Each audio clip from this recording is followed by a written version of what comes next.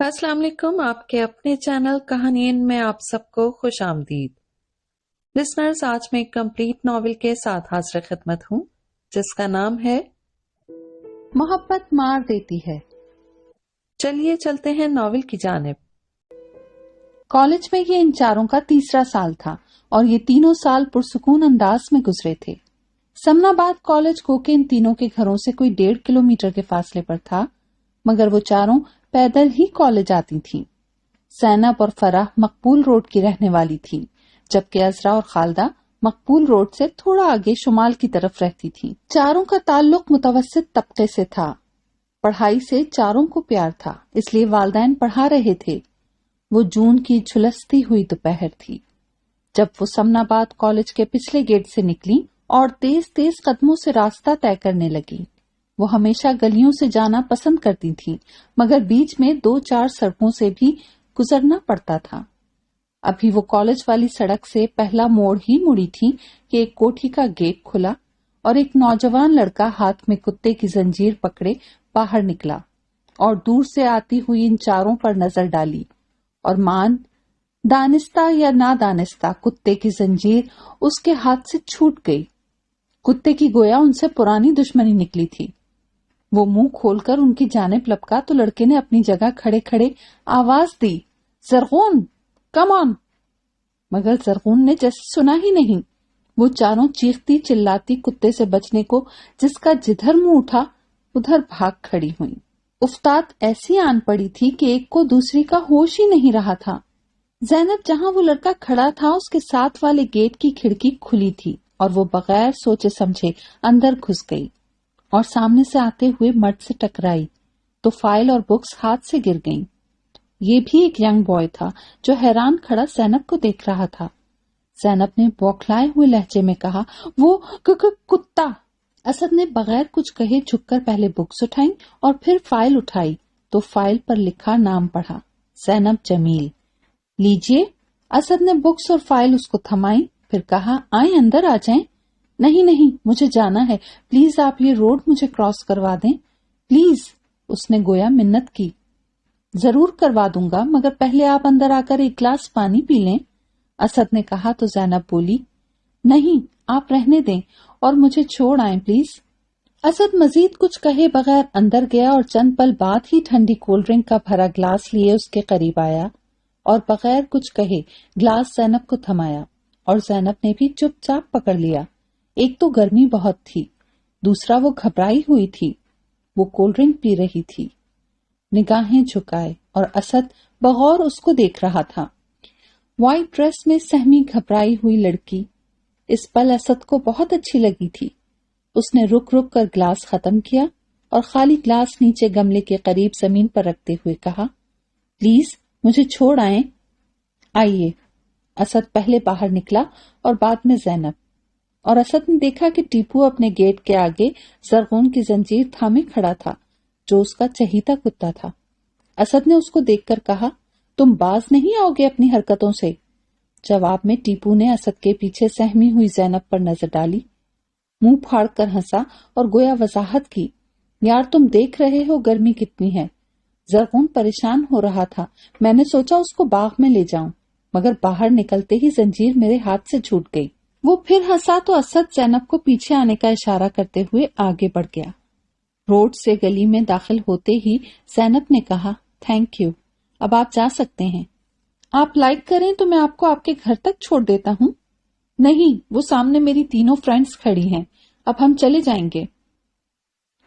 اور اسد کچھ کہے بغیر واپس مڑ گیا تو زینب اپنی دوستوں کی سمت بڑھی تو فرح نے کہا، ہم تمہارے ہی انتظار میں کھڑے تھے، تم ٹھیک ہو؟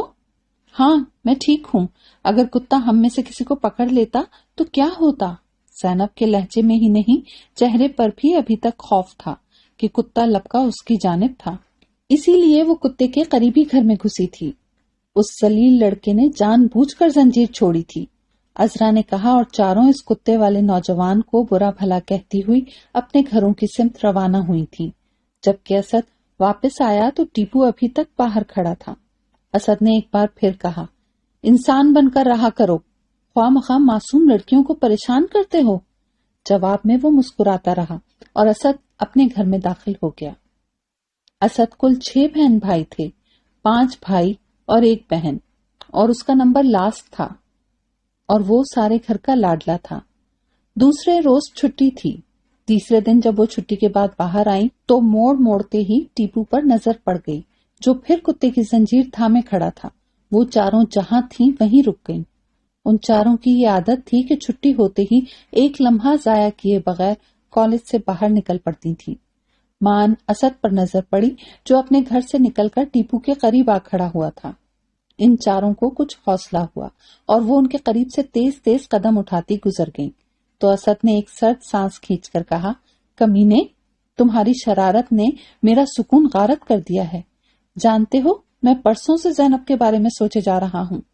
اوہ، تو وہ لڑکی جو تمہارے گھر پناہ کے لیے بھاگی تھی، اس کا نام زینب ہے؟ ٹیپو نے ہنس کر اس کو دیکھا، پھر کہا، وقت ضائع بے وقوف کرتے ہیں، کل اس کو پکڑ کر اظہار محبت کر ڈالو۔ یہ اتنا آسان نہیں، اور پھر اتنی جلد بازی بھی اچھی نہیں، اور وہ اکیلی بھی تو نہیں ہوتی۔ ویسے لڑکی پیاری ہے نا؟ جواب میں ٹیپو منہ پھاڑے ہنستا رہا اور اسد اس کو وہیں چھوڑ کر گھر کے اندر چلا گیا۔ 1 ہفتہ بعد اس کو موقع مل گیا۔ اس دن موسم بے حد خراب تھا، رات بھر بارش ہوتی رہی اور دن میں بھی یہ سلسلہ جاری تھا، کبھی رک جاتی کبھی شروع ہو جاتی۔ کالج میں حاضری بھی خاصی کم تھی۔ زینب کے ساتھ آنے والی تینوں لڑکیاں خراب موسم کی وجہ سے نہیں آئی تھیں، مگر زینب کا چونکہ آج پریکٹیکل تھا اس لیے وہ رک نہیں سکتی تھی، اور اس کو تنہا دیکھ کر اسد نے یہ بات کرنے کا فیصلہ کیا۔ جیسے ہی وہ روڈ کراس کر کے گلی میں داخل ہوئی، اسد بھی اس کے پیچھے گلی میں داخل ہوا اور کہا، پلیز میری بات سن لیں۔ زینب کو غصہ تو بہت آیا، مگر وہ رک گئی، اور اسد نے بغیر کسی تمہید کے زینب کو دیکھتے ہوئے پوچھا، میں آپ کو کیسا لگتا ہوں؟ جی؟ کیا مطلب؟ زینب نے حیرانی سے پہلے اس کو دیکھا، پھر چند قدموں کے فاصلے پر پیچھے کھڑے ٹیپو کو، جو کتے کی زنجیر تھامے کھڑا تھا، مگر دیکھ ان دونوں کو رہا تھا۔ میرا مطلب ہے، میں آپ کو اچھا لگتا ہوں یا برا؟ بتا دیں پلیز۔ اسد نے وضاحت کی تو زینب نے کتے کے ساتھ پیچھے کھڑے ٹیپو کو دیکھتے ہوئے سوچا، اگر میں نے انکار کیا تو وہ کتا نہ مجھ پر چھوڑ دیں۔ ظاہر ہے اگر وہ کتے والے دوست کو ساتھ لایا ہے تو یہی ہو سکتا ہے۔ اب کیا کروں؟ وہ گمسم سوچ میں پڑ گئی۔ پلیز بتائیں نا، اسد نے پھر پوچھا۔ جی مجھے معلوم نہیں، اس نے کتے کے ڈر سے گول مول جواب دیا۔ لو بھلا، یہ کیا بات ہوئی؟ معلوم نہیں؟ اگر اچھا لگتا ہوں تو ہاں کہہ دیں، اگر برا لگتا ہوں تو… اس نے دانستہ بات ادھوری چھوڑ دی تو زینب نے کہا، جی میں سوچ کر بتاؤں گی، اور پھر کتا تھامے کھڑے ٹیپو کو دیکھا۔ کل بتائیں گی؟ اسد نے پوچھا اور زینب سر ہلا کر فوراً چل دی۔ اسد واپس مڑا تو پیچھے کھڑے ٹیپو کو دیکھ کر غصے سے پوچھا، تم یہاں کیا لینے آئے تھے؟ تمہیں بچانے، ورنہ جوتیاں پڑ سکتی تھیں۔ ویسے کیا کیا باتیں ہوئیں؟ اسد جواب دیے بغیر چلا گیا۔ اسد کو کل کا شدت سے انتظار تھا، مگر افسوس وہ کل نہیں آئی، کیونکہ دوسرے روز زینب نے بھی چھٹی کر لی اور مزید 2 دن بعد کالج گرمیوں کی چھٹیوں کی وجہ سے بند ہو گیا۔ تو اسد بے چین ہو گیا۔ ٹیپو نے اس کی یہ حالت دیکھی تو کہا، اس لیے کہتا تھا وقت ضائع نہ کرو، مجھے اس کے گھر کا پتہ بھی تو نہیں۔ اسد نے بے بسی سے کہا، یار اب صبر کرو، بلکہ چلو گھومنے پھرنے چلتے ہیں۔ ٹیپو نے کہا، مگر اسد جواب دیے بغیر کھڑا زینب کے بارے میں ہی سوچتا رہا۔ وہ دانستہ نہیں آئی تھی یا کوئی مجبوری ہو گئی تھی؟ زینب گھر پہنچی تو اس نے سوچ لیا تھا کہ وہ اب چھٹیوں کے بعد ہی کالج جائے گی۔ رہا چھٹیوں کا ہوم ورک تو وہ کسی بھی فرینڈ سے فون کر کے پوچھا جا سکتا تھا، اس لیے وہ کالج ہی نہیں گئی۔ اس کو اسد پر بے حد غصہ تھا۔ وہ اس کو ایک شریف لڑکا سمجھتی تھی، مگر وہ کتا اس کے سر پر کھڑا کر کے جواب طلب کر رہا تھا کہ وہ اس کو اچھا لگتا ہے یا برا۔ خوبصورت لڑکی دیکھ کر لڑکے آپے میں نہیں رہتے۔ کمینہ، ذلیل، وہ بڑبڑائی، پھر چھوٹی بہن کی آواز سن کر باہر نکل آئی۔ زینب کے والد ایک سرکاری ملازم تھے۔ وہ 4 بہنیں اور 3 بھائی تھے۔ ایک بھائی زینب سے بڑا تھا، باقی بہن بھائی زینب سے چھوٹے تھے۔ والد صاحب ذرا سخت مزاج کے تھے اور ماں ایک عقلمند اور نرم مزاج عورت تھی، جس کی عقل اور سلیقے سے گھر کا ماحول پرسکون رہتا تھا۔ وہ اپنے بچوں کی تربیت اور تعلیم پر ان پڑھ ہونے کے باوجود پوری توجہ دے رہی تھی۔ زینب کو اپنی ماں پر فخر تھا۔ عام دنوں میں تو ماں اس کو کسی کام کو ہاتھ بھی نہیں لگانے دیتی تھی، مگر چھٹی والے دن زینب کی کوشش ہوتی تھی کہ وہ ماں کا ہاتھ بٹائے، مگر ماں اس کو منع کر دیتی تھی کہ تم اپنی پڑھائی پر توجہ دو۔ اگر وہ برتن صاف کرنے کی ضد کرتی تو ماں کہتی، نانا برتن تو ہرگز صاف نہیں کرنا، ہاتھ خراب ہو جائیں گے۔ پھر وہ زینب کو پیار سے گلے لگا کر گویا خود کلامی کے انداز میں کہتی، حسن خدا نے میری چاروں بیٹیوں کو دل کھول کر دیا ہے، اور تعلیم و تربیت میں خود ایسی کروں گی کہ بڑے بڑے امیر خاندانوں کے رشتے آئیں گے میری سب بیٹیوں کے لیے، وہ جہاں بھی جائیں گی رانیاں بن کر راج کریں گی۔ زینب ان کی یہ بات سن کر دل ہی دل میں ہنس دیتی، لیکن ماں کا دل رکھنے کو وہ ان کی بات پر آمین ضرور کہتی تھی۔ زینب نے جب سے ہوش سنبھالا تھا تب سے اپنی ماں کو اترن ہی پہنتے دیکھا تھا۔ زینب کے 3 ماموں تھے۔ وہ بہت زیادہ امیر تو نہیں تھے، مگر پھر بھی ان کی حیثیت زینب کے گھر والوں سے کافی اچھی تھی۔ زینب کی امی اپنی بھابھیوں کے کپڑے ہی پہنا کرتی تھیں، اور ایک بڑی بہن بھی اپنے گھر میں ٹھیک ٹھاک تھی۔ وہ بھی اپنے اور اپنے شوہر کے علاوہ بچوں کے کپڑے بھی امی کو ہی دیتی تھی۔ امی سارے کپڑے لے آتی مگر بچوں کو کبھی اترن نہ پہنائی۔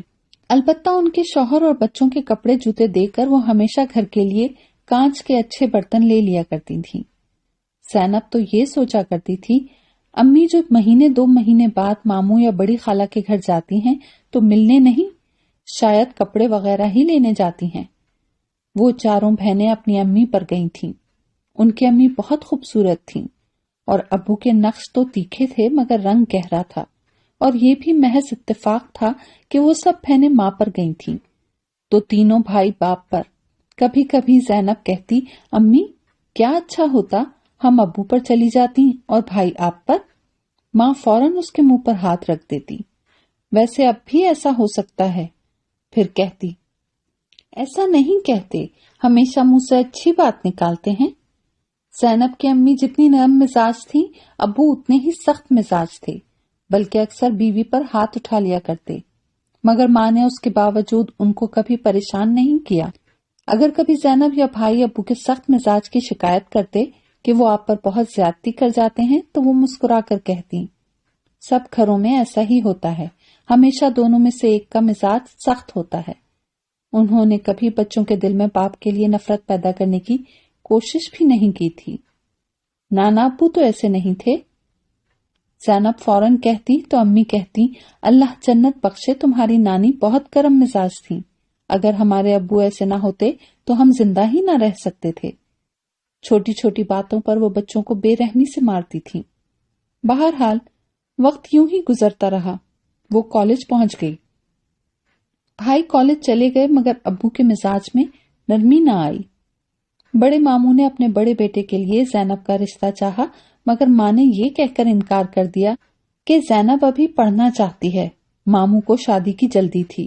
انہوں نے بڑی خالہ کی ارم کا رشتہ لے لیا، اور ماں نے زینب سے کہا، میری بیٹی تو کسی بڑے بنگلے یا محل میں جائے گی۔ زینب چپ رہی۔ وہ عملی لڑکی تھی، جانتی تھی ماں جو سوچتی ہے وہ ناممکن ہے، مگر وہ ماں کا دل نہیں توڑ سکتی تھی، اس لیے ان کی باتوں پر چپ رہتی۔ چھٹیاں ختم ہو گئیں اور وہ فرح کے ساتھ کالج آئی کہ باقی 2 فرینڈز خالدہ اور عذرا ابھی اپنے نانا کے گاؤں سے واپس نہیں آئی تھیں۔ جب وہ کتے والی کوٹھی کے قریب پہنچی تو اچانک ساتھ والی کوٹھی سے وہی لڑکا نکلا جس نے زینب سے پوچھا تھا، کیا میں آپ کو اچھا لگتا ہوں؟ ادھر ادھر ایک نظر ڈال کر وہ تیزی سے زینب کے سامنے آیا اور فرح کی پرواہ کیے بغیر کہا، میں نے 3 ماہ پہلے آپ سے ایک سوال پوچھا تھا اور آپ ایسی غائب ہوئیں کہ آج شکل دکھائی۔ سچی بات تو یہ تھی کہ زینب کے ذہن سے یہ لڑکا نکل چکا تھا۔ اب اس نے سامنے آ کر پہلے والی بات کی تو زینب کو سب کچھ یاد آ گیا، مگر اس نے فرح کی وجہ سے انجان بنتے ہوئے پوچھا، کیسا سوال؟ میں آپ کو کیسا لگتا ہوں؟ اس نے فرح کی پرواہ کیے بغیر زینب کی آنکھوں میں دیکھتے ہوئے کہا۔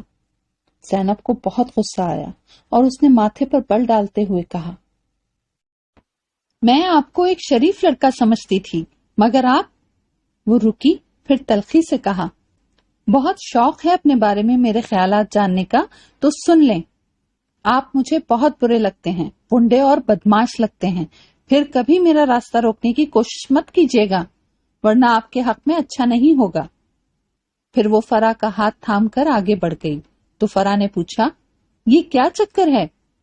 اور زینب نے چھپانا مناسب نہ سمجھا اور سب کچھ صاف صاف بتا دیا۔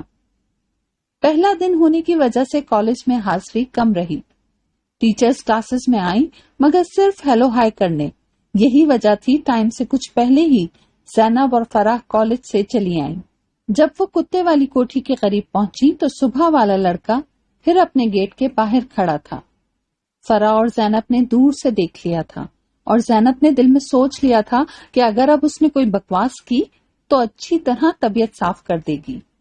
وہ اس کے سامنے سے گزری تو وہ چپ رہا۔ کچھ آگے جانے کے بعد جب وہ گلی میں مڑنے لگی تو پتا چلا وہ پیچھے آ رہا ہے۔ یہ دیکھ کر فرح نے کہا، پوچھو اس سے وہ ہمارے پیچھے کیوں آ رہا ہے؟ چپ چاپ چلتی رہو، رکنے کی ضرورت نہیں، زینب نے کہا، مگر پھر ان کو رکنا ہی پڑا کہ اسد نے زینب کے سامنے کھڑے ہوتے ہوئے راستہ روک لیا تھا۔ آپ کو میرے بارے میں غلط فہمی ہوئی ہے، میں ایسا ویسا لڑکا نہیں ہوں، مجھے تو آپ سے پہلے دن ہی محبت، مگر اسد کی بات پوری ہونے سے پہلے ہی زینب نے شدید غصے سے کہا، میں کوئی بکواس سننا نہیں چاہتی، راستہ چھوڑ دیں ورنہ اچھا نہیں ہوگا۔ اور اسد نے منہ سے کچھ کہنے کے بجائے اس کی فائل پر ایک کاغذ رکھتے ہوئے کہا، اس کو پھاڑنے سے پہلے پڑھیے گا ضرور، اور تیزی سے واپس مڑ گیا۔ اور زینب کے بجائے وہ رقاب فرح نے اٹھا کر اپنی فائل میں رکھتے ہوئے کہا، تم اس کو پھاڑ دو گی، لیکن اب جب وہ دے ہی گیا ہے تو اتنی محنت کر کے تو پڑھنا چاہیے کہ اس میں لکھا کیا ہے۔ پھر وہ اپنے گھر جانے کے بجائے زینب کے ساتھ اس کے گھر آئی تھی۔ ابھی کوئی بھی اسکول سے نہیں آیا تھا۔ زینب کی امی کچن میں کھانا بنا رہی تھیں۔ وہ دونوں امی کو سلام کر کے اندر روم میں آئیں اور بیٹھتے ہی فرح نے لیٹر کھول لیا اور اونچی آواز میں پڑھنے لگی تو زینب نے ٹوک دیا، کیا کرتی ہو؟ امی سن لیں گی، منہ میں پڑھو۔ ڈیئر زینی، دیکھو، تم جو مجھے سمجھتی ہو میں ویسا نہیں ہوں، میں ایک اچھا لڑکا ہوں اور پنجاب یونیورسٹی سے ایم اے انگلش کر رہا ہوں۔ تم یقین کرو، جس دن تم کتے سے ڈر کر گھبرائی ہوئی ہمارے گھر میں گھسی، میں سامنے سے آ رہا تھا، تم پہلی نظر میں ہی مجھے اچھی لگی۔ میں تمہیں چھوڑ کر آیا تو فیل ہوا میرا دل میرے اختیار میں نہیں۔ رات سونے لیٹا تو نیند کے بجائے تم میری آنکھوں میں اتر آئیں۔ وہ میری زندگی کی پہلی رات تھی جو پوری رات جاگ کر گزاری۔ تب مجھے پتا چلا کہ مجھے تم سے محبت ہو گئی ہے۔ تم نے جس نفرت بھرے انداز میں اپنے خیالات کا اظہار کیا وہ میرے لیے دکھ کا باعث ہے۔ زینی، یقین کرو مجھے تم سے محبت ہے اور اب میں تمہارے علاوہ کسی لڑکی کا تصور بھی نہیں کر سکتا اور نہ ہی تمہارے بغیر جی سکتا ہوں۔ ارے تمہارے بغیر جینا تو کیا، جینے کا خواب بھی نہیں دیکھ سکتا۔ سانسوں کے بغیر شاید میں کچھ پل جی سکتا ہوں، مگر یقین کرو تمہارے بغیر نہیں۔ تم، ہاں تم پہلی لڑکی ہو جسے میں زندگی سے بڑھ کر چاہنے لگا ہوں۔ میرا آج، میرا کل، میرا دل، میرا پل صرف تمہارے دم سے ہے۔ میری عبادت میں، میری دعاؤں میں، میری خاموشی میں، میری صداؤں میں صرف تم ہو۔ تارے ٹوٹ جائیں گے، چاند بجھ جائے گا، وقت وہیں ٹھہر جائے گا، لیکن امید کی آخری کرن جلنے تک، آخری سانس چلنے تک میں تمہارا راستہ دیکھوں گا، تمہارا انتظار کروں گا۔ دیکھو، میرا دل نہیں توڑنا، مجھے لیٹر کا جواب ضرور لکھنا اور محبت کے اقرار کے ساتھ۔ مجھے کسی لڑکی کو لیٹر لکھنے کا کوئی خاص تجربہ نہیں۔ یقین کرو تم پہلی لڑکی ہو جس کو میں لیٹر لکھ رہا ہوں۔ یہ سب بھی لکھ نہ پاتا اگر میرا دل ساتھ نہ دیتا۔ جو دل میں تمہارے لیے تھا وہ سب کہہ ڈالا۔ امید ہے تم مایوس نہیں کرو گی۔ لو، تم بھی پڑھ لو۔ فرح نے خود پڑھنے کے بعد لیٹر زینب کو دیا اور جب پڑھ چکی تو فرح نے ہنستے ہوئے کہا، لو لیٹر لکھنے کا تو اچھا خاصا ماہر معلوم ہوتا ہے، حالانکہ لکھا ہے کہ اس نے کبھی پہلے کسی لڑکی کو خط نہیں لکھا۔ اس لو لیٹر کو آخری سمجھو، ایسی طبیعت صاف کروں گی کہ لیٹر لکھنا تو دور کی بات، उम्र भर किसी लड़की को देखने की जुर्रत भी नहीं कर सकेगा। मोहब्बत, ये मोहब्बत होती क्या बकवास है, जलील कमीना। ज़ैनब गालियां देती रही जबकि फराह एक बार फिर लेटर पढ़ रही थी। लेटर पढ़ने के बाद जब वो जाने लगी तो ज़ैनब ने उसको खाने पर रोक लिया। दूसरे रोज ज़ैनब पूरी तैयारी के साथ आई थी और असद भी अपने घर के बाहर मौजूद था। ज़ैनब ने खुद उसके करीब आते हुए कहा, ये जो बकवास आपने मुझे लिखकर दी है मैंने पढ़ ली है, और याद रखना इसके बाद ना मजीद बकवास पढ़ने का मूड है ना सुनने का। आपको मुझसे मोहब्बत है तो होती रहे, मुझे ना आपसे मोहब्बत है ना कभी होगी। कहते हुए ज़ैनब ने उसका लेटर फाड़ कर उसके सामने फेंका तो असद जो बुत बना उसकी बातें सुन रहा था चौंक पड़ा, मगर तब तक ज़ैनब फराह के साथ आगे बढ़ चुकी थी। दोपहर में वो कॉलेज से पढ़कर आई तो असद अपने दरवाजे के बाहर खड़ा था, लेकिन वो अकेला नहीं था, उसके साथ टीपू भी था। जब वो दोनों उनके करीब से गुजरी तो वो दोनों ही उनको देखकर हंस पड़े। फराह को गुस्सा तो बेहद आया मगर चुपचाप आगे बढ़ती रही। चंद लम्हों बाद उनको महसूस हो गया था कि वो दोनों उनके पीछे हैं। कुछ देर तो ज़ैनब सब्र करती रही, फिर रुककर पूछा, आप हमारे पीछे क्यों आ रहे हैं? ज़ैनब की बात पर असद तो चुप रहा, जबकि टीपू ने मुंह बिगाड़ कर कहा, आपको ये खुशफहमी कैसे हो गई कि हम आपके पीछे आ रहे हैं? ये रास्ता है और हम अपने काम से जा रहे हैं। ज़ैनब ने फिर कुछ नहीं कहा और वो ज़ैनब को घर में दाखिल होते देखकर वापस मुड़ गए, जबकि फराह का घर कुछ आगे था और वो अपने घर के जानिब चल दी थी। उसके बाद ज़ैनब ने असद को नहीं देखा, मगर छुट्टी के बाद जब वो उनके घर के करीब से गुजरती तो उसने फुल आवाज में डेक लगाकर ड्राइंग रूम की विंडो ओपन रखी हुई थी और शायद खुद भी विंडो में खड़ा होता हो। एक रोज डेक पर गाना चल रहा था, नहीं ये हो नहीं सकता कि तेरी याद ना आए, बिना तेरे अब ये दिल कहीं भी चैन ना पाए, तुझे भूलने से पहले मेरी जान चली जाए। मगर ज़ैनब कोई खास तवज्जो न देती थी। अलबत्ता फराह कहती, वो ये दर्दनाक सॉन्ग सिर्फ तुम्हें सुनाने को लगाता है कि शायद बात बन जाए, या अच्छा खासा है, फिर क्यों ये बरहमी? इसलिए कि मैं इन फजूल बातों पर यकीन नहीं रखती। यहाँ उसकी बात कभी नहीं बनेगी, ज़ैनब ने नफरत भरे लहजे में कहा तो फराह चुप हो गई। चंद हफ्ते यूं ही गुजरे। फिर एक दिन टीपू ने उसका रास्ता रोक लिया। ज़ैनब उसको बुरा भला कहना ही चाहती थी कि उसने कह दिया, बहन प्लीज मेरी बात सुन लें, बाद में बेशक पांव से जूता उतार लीजिएगा। फिर उसने कहा, आपने गलत समझा है, वो बहुत अच्छा लड़का है और आपसे बेहद मोहब्बत करता है। वो आपसे मिलना चाहता है, आप एक बार उसको मिल लें। वो अपनी अम्मी को आपके घर भेजना चाहता है, वो आपसे शादी करना चाहता है। प्लीज आप एक बार उसको मिलकर उसकी बात सुन लें। वो बहुत डिस्टर्ब है, उसके फाइनल सेमेस्टर सर पर हैं, मगर उसको पढ़ने का भी होश नहीं। देखें, मोहब्बत पर किसी को अख्तियार नहीं होता। आपने जो कहना है कह चुके, अब मेरी सुन लें। मैं मोहब्बत जैसी बात पर यकीन नहीं रखती और कॉलेज में पढ़ने के लिए आती हूँ, अपना रिश्ता तलाश करने नहीं। मेरे घर वाले इस बात को कभी पसंद नहीं करेंगे और आप फिर कभी मेरा रास्ता मत रोकना। मेरी शादी मेरे वालिदैन अपनी मर्जी से करेंगे। कहकर वो आगे बढ़ गई। वो तो शुक्र था आज वो अकेली थी, वरना फराह के साथ बाकी फ्रेंड्स भी मजाक उड़ाती। उस वाक़े के बाद डैग वाला सिलसिला भी खत्म हो गया।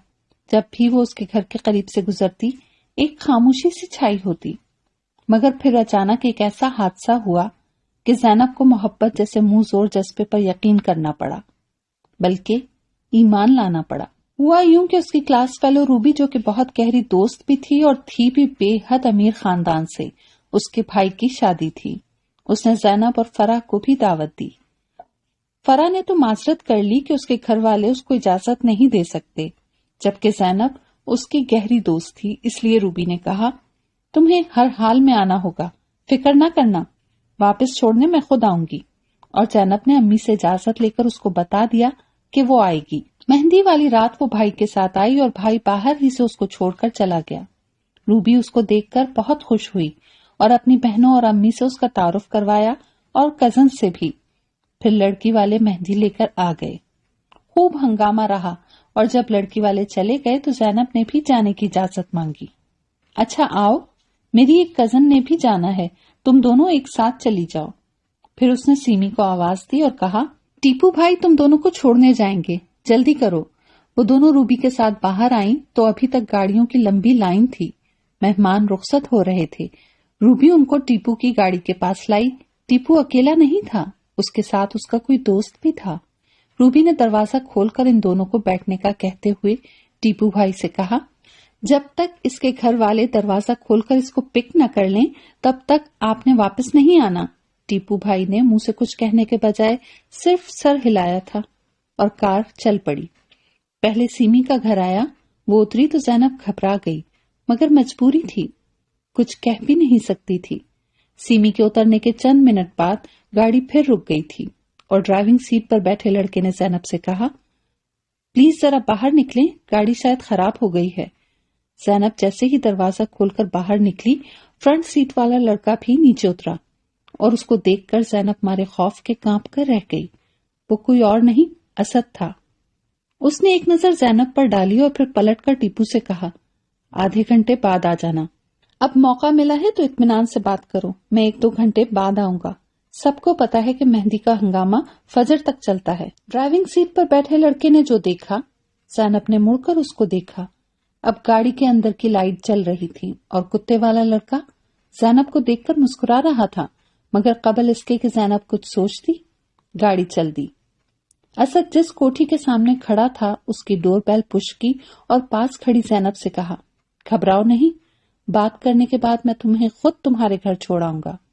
मुझे अंदर नहीं जाना, यहां पर ही बात कर लें। ज़ैनब ने गोया हार मान ली। यहाँ पुलिस पकड़ लेगी कि आधी रात को यहाँ तुम्हारा क्या काम, और सुबह अखबार में स्टोरी लग जाएगी। और सुनो, ये घर मेरे दोस्त का है, उसके सामने चुप रहना। इतने में गेट के साथ वाली खिड़की खुली। असद का हम उम्र लड़का बाहर निकला और असद पर नजर पड़ते ही हाथ मिलाते हुए बोला, आओ आओ, मैं तुम्हारा ही इंतजार कर रहा था। फिर वो अंदर चला गया तो असद ने ज़ैनब को देखा। इनकार फजूल था, वो उसके पीछे चल दी। असद का दोस्त उन दोनों को गेट के थोड़े फासले पर बने अपने रूम की सिमत लाया। अभी वो अंदर दाखिल भी नहीं हुए थे कि फिर डोर बेल बजी और असद के दोस्त ने वापस मुड़ते हुए कहा, तुम बैठो, मैं देखता हूँ कौन है। और असद ज़ैनब के साथ रूम में दाखिल हुआ। खासा बड़ा रूम था जिसमें जरूरत की हर चीज मौजूद थी। सोफे भी लगे हुए थे और डबल बेड भी था। TV, deck, computer, CD. बैठो, असद ने ज़ैनब से कहा। ज़ैनब जवाबन चुपचाप खड़ी रही तो असद ने कहा, टीपू 1 घंटे बाद गाड़ी लेकर आएगा, तब तक तो तुम्हें बैठना ही होगा। ज़ैनब बगैर जवाब दिए बैठ गई तो असद ने उसके करीब सोफे पर बैठते हुए कहा, अगर तुम सीधी तरह मेरी बात मान लेती तो मुझे यहाँ इस तरह नहीं लाना पड़ता। ज़ैनब जवाब में उसको बुरा भला कहना ही चाहती थी कि असद का दोस्त 2 लड़कों के साथ रूम में दाखिल हुआ। असद ने चौंक कर उनको देखा और फिर उठते हुए अपने दोस्त से कहा, अजहर, मुझे तन्हाई में। मगर अजहर ने उसको बात पूरी करने का मौका दिए बगैर कहा, तुम आराम से अपनी बातें करो, वो अपनी करेंगे। कहते हुए अजहर दोनों लड़कों के साथ असद के सामने वाले सोफे पर बैठ गया, जबकि तीसरा खड़ा ज़ैनब को घूरने वाले अंदाज में देख रहा था। फिर बगैर नाम लिए बोला, ब्यूटीफुल, और ज़ैनब के करीब सोफे पर बैठ गया। ज़ैनब ने घबराई हुई नजरों से असद को देखा। उसको अंदाजा हो चुका था उसने अजहर पर एतबार करके गलती की है, मगर इस वक्त गुस्सा करना या दिखाना बेवकूफी थी। इसलिए ज़ैनब को उठने का इशारा करते हुए उसने अजहर से कहा, हम लोग बाहर लॉन में बैठकर बात कर लेते हैं। तुम लॉन में चले गए तो हम यहाँ क्या करेंगे? ज़ैनब के साथ बैठे हुए लड़के ने खड़े होते हुए कहा। असद ने इस लड़के को जवाब देने के बजाय अजहर से कहा, मैं तुम्हें अच्छा लड़का समझता था। अच्छा लड़का? अजहर ने बैठते बैठते कहकहा लगाया और फिर कहा, मैं अगर अच्छा लड़का होता तो इस वक्त तुम्हारे साथ यूनिवर्सिटी में पढ़ रहा होता, जबकि मैंने तो कॉलेज की तालीम भी मुकम्मल नहीं की। असद उसकी बात का जवाब दिए बगैर दरवाजे की सिमत बढ़ा तो अजहर के साथ जो 2 लड़के बैठे थे उनमें से एक वॉशरूम में जा चुका था, जबकि दूसरे लड़के ने उठते हुए नरमी और सुकून से कहा, तुम अजहर के दोस्त हो तो हमारे भी दोस्त हो, और दोस्तों में किसी चीज का पर्दा नहीं होता। दोस्त अपनी चीज मिल बांट कर खाते हैं। तुम उसको लाए हो اس لیے پہلا حق تمہارا تسلیم کرتے ہیں، باقی دوسرا تیسرا حق کس کا ہوگا اس کے لیے قرآن دازی، کیونکہ ہم میں سے جب بھی کوئی لڑکی لاتا ہے ہم سب مل کر، تم شاید پہلی بار، خیر کام شروع کرو، ویسے کیا چیز لائے ہو؟ کیا فگر ہے؟ You shut up! اسد ضبط نہ کر سکا اور ایک زوردار تھپڑ اس کے منہ پر رسید کیا تو دوسرے لڑکے کے ساتھ اظہر بھی مارے غصے کے کھڑا ہو گیا۔ اسد نے سہمی ہوئی زینب کو دیکھا اور کہا، تم باہر چلو، میں ان سے بات کر کے آتا ہوں۔ زینب ڈور کی سمت بڑھی تو دوسرے لڑکے نے لپک کر زینب کی کلائی تھام کر کہا، تم کہاں چلی؟ تمہاری وجہ سے تو دوست دشمن بن گئے ہیں۔ اسد نے پوری قوت سے اس کو دھکا دیا، وہ پیچھے کھڑے اظہر اور دوسرے لڑکے پر جا کر گرا۔ یہ دیکھ کر زینب بھاگ کر کمرے سے نکلی اور پیچھے اسد بھی نکل آیا۔ باہر نکل کر اس نے دروازہ بند کر کے لاک لگا کر چابی پکڑ کر زینب کو لیے گیٹ کی سمت بھاگا۔ جب وہ آیا تھا تو دروازہ کھولتے ہوئے اس نے دیکھا تھا کہ چابی لاک کھول کر کی ہول میں ہی چھوڑی ہوئی تھی۔ گیٹ کے قریب پہنچ کر اسد نے گیٹ کی کھڑکی کھول کر زینب کو دیکھا۔ وہ بے حد خوفزدہ اور سہمی ہوئی تھی، اس کے باوجود اس کے چہرے اور آنکھوں میں اسد کے لیے جو نفرت تھی وہ صاف نظر آ رہی تھی۔ یہ دیکھ کر اس نے پوچھا، کیا تم بھی یہ سمجھتی ہو کہ میں تمہیں دھوکے سے یہاں لایا تھا؟ اس میں شک کی گنجائش نہیں، اس نے بے حد سرد لہجے میں کہا۔ جانتی ہو میں تم سے بے حد محبت کرتا ہوں، شدید محبت، بلکہ عشق کرتا ہوں، اور یہ ہوس سے بہت آگے کا مقام ہے۔ اسد نے اس کو یقین دلانا چاہا، مجھے آپ کی کوئی بات نہیں سننی، اگر وہ لڑکے نہ آ جاتے تو آپ کا اپنا پروگرام یہی تھا۔ تمہیں میری بات کا، میری محبت کا یقین نہیں؟ فضول میں وقت ضائع نہ کریں، وہ درندے آ جائیں گے۔ زینب نے نفرت سے اسد کی بات کاٹی۔ ٹھیک ہے، اب تمہیں میری موت ہی میری بے گناہی اور محبت کا ثبوت دے گی، اب تم جاؤ۔ اس نے گیٹ کی کڑی کھول کر کہا۔ اکیلی؟ کیسے؟ مجھے ڈر لگتا ہے، زینب نے باہر پھیلی تاریکی دیکھ کر کہا۔ اگر میں نے تمہیں ان درندوں سے بچا لیا ہے تو اب تمہیں کچھ نہیں ہوگا، جاؤ، میں تمہیں خدا کے سپرد کرتا ہوں، مجھے یقین ہے تم خیریت سے اپنے گھر پہنچ جاؤ گی۔ آپ بھی آئیں پلیز، میں اکیلی نہیں جا پاؤں گی، زینب نے اب کے منت کرنے والے انداز میں کہا۔ اس کو زندہ چھوڑ کر تمہارے ساتھ چلا جاؤں جس نے تمہارا ہاتھ تھامنے کی گستاخی کی؟ جب تک وہ ہاتھ کاٹ نہیں دوں گا تب تک بے سکون رہوں گا، اور وہ جس نے تمہارے لیے گرے ہوئے گندے الفاظ استعمال کیے، جب تک وہ زبان کاٹ کر نہیں پھینک دوں گا بے چین رہوں گا، اور جس کی وجہ سے یہ صورتحال پیش آئی اس کو چھوڑنے کا تو سوال ہی پیدا نہیں ہوتا۔ زینی، میں نہیں جا سکتا، تم جاؤ، ہری اپ۔ مگر زینب نے پھر کہنا چاہا، ضد نہ کرو، پلیز چلی جاؤ۔ اظہر کا یہ روم رہائشی حصے سے ذرا الگ تھلگ ہی تھا، اور یہاں صرف اس کے دوستوں کو آنے کی اجازت تھی، کسی اور کو نہیں۔ روم میں ایک ہی دروازہ تھا، البتہ دریچہ بہت بڑا تھا، بڑے بڑے شیشوں والا، مگر رات کے وقت تو کیا دن میں بھی اظہر دریچے کو کم ہی کھولتا تھا کہ اس کی ہابی ہی ایسی تھی، اکثر فرینڈز لڑکیاں لے کر آتے رہتے تھے۔ ڈور کی ہمیشہ ہول میں ہی لگی رہتی تھی، اور اس کے ساتھ دریچے کی چابیاں بھی اسی کی رنگ میں تھیں۔ تیسرا لڑکا واش روم سے باہر آیا تو اسد اور لڑکے غائب تھے۔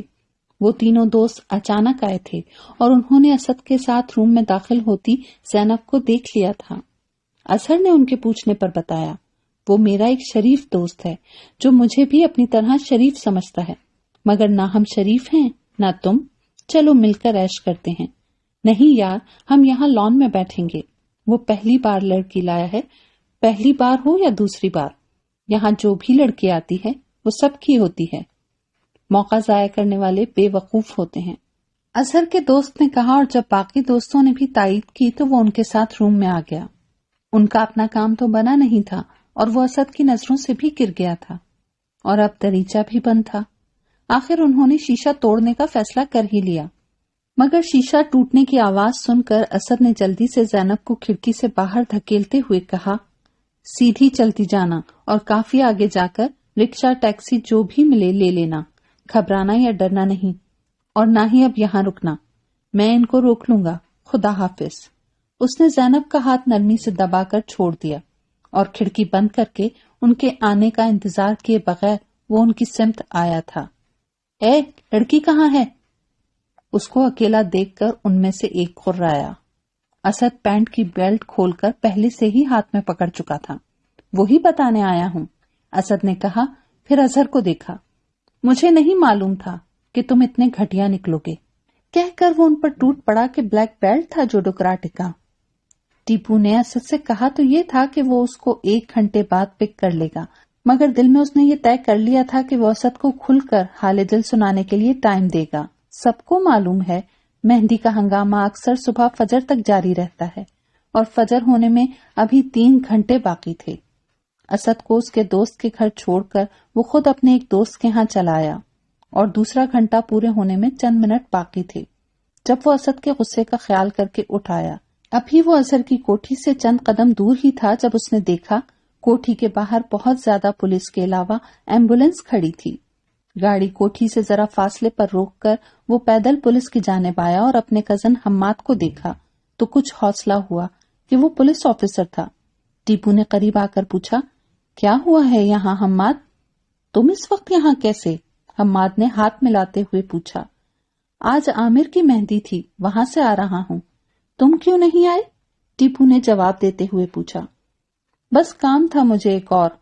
मैं तुम्हें खुद फोन करने वाला था कि वो तुम्हारा दोस्त है ना असद? हाँ, क्या हुआ उसे? टीपू ने अनजान बनकर पूछा।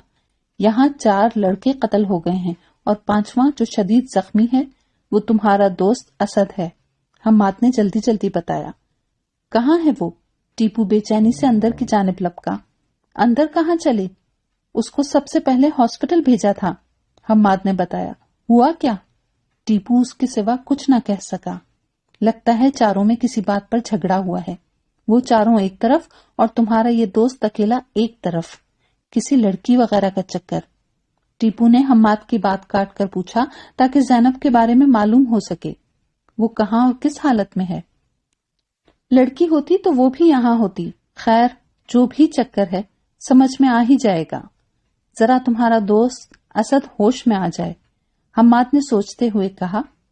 मैं फौरन हॉस्पिटल जाना चाहता हूँ, टीपू ने कहा। मैं भी वहीं जा रहा हूँ, तुम मेरी गाड़ी में बैठो, मैं बात करके आता हूँ। गाड़ी मेरे पास है। फिर वो दोनों आगे पीछे हॉस्पिटल आए। पता चला असद ऑपरेशन थिएटर में है तो वो इन चारों की लाशों की सिमत आए और हम्माद ने बताया एक लाश की जबान कटी हुई थी, एक का हाथ कटा हुआ था और बाकी आखिरी लाशें तो बेहद जख्मों से चूर हैं। और ये बात तय है कि इन सब को तुम्हारे दोस्त ने मारा है, मगर वो खुद भी शदीद जख्मी है। उसका जिंदा बचना मुश्किल लगता है। हम्माद खामोश हुआ तो टीपू ने कहा, मैं इसके घर इत्तला करता हूँ, और फोन करने चला गया। दिल में वो ज़ैनब को सोच रहा था। हम्माद उसका कजन था मगर था तो पुलिस वाला, इसलिए टीपू ने उसको ज़ैनब का बताना मुनासिब नहीं समझा। टीपू को इस बात का पक्का यकीन था कि ये झगड़ा ज़ैनब की वजह से ही हुआ होगा। यकीनन असद के दोस्त की नीयत ज़ैनब को देखकर खराब हो गई होगी। ओहो, अगर वो ऐसा बेएतबार दोस्त था तो असद ज़ैनब को लेकर यहाँ आया ही क्यों? या फिर बाकी लड़कियों की वजह से बात बिगड़ी होगी।